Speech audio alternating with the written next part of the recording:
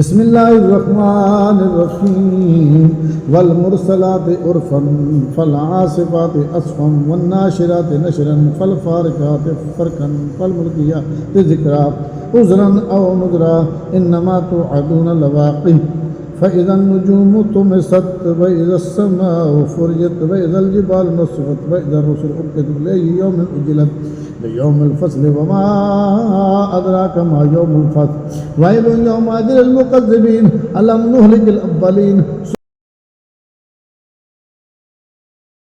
ثم نتبعهم الآخرين كذلك نفعل بالمجرمين ويل يومئذ للمكذبين ألم نخلقكم من ماء مهين فجعلناه في قرار مكين إلى قدر معلوم فقدرنا فنعم القادرون ويل يومئذ للمكذبين ألم نجعل الأرض كفاتا أحياء وأمواتا وجعلنا فيها رواسي شامخات وأسقيناكم ماء فراتا ويل يومئذ للمكذبين انطلقوا إلى ما كنتم به تكذبون انطلقوا إلى ظل ذي ثلاث شعب لا ذليل ولا يغني من اللهب إنها ترمي بشرر كالقصر كأنه جمالة صفر ويل يومئذ للمكذبين هذا يوم لا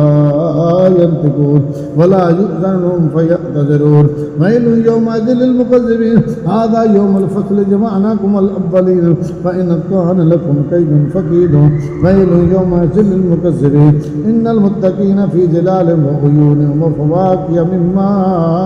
يشتهون كلوا واشربوا هنيئا بما كنتم تعملون إنا كذلك نجزي المحسنين ويل يومئذ للمكذبين كلوا وتمتعوا قليلا إنكم مجرمون ويل يومئذ للمكذبين وإذا قيل لهم اركعوا لا يركعون ويل يومئذ للمكذبين فبأي حديث